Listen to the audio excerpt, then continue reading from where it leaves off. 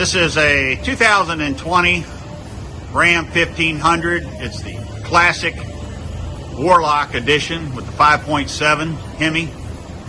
We just put some nice 5-inch black exhaust tips, as you can see on the back. Left the factory resonators in there on the tailpipes, but took the factory muffler off of it.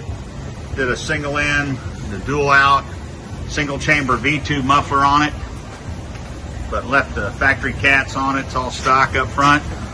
Should sound pretty good. Let's see what it sounds like.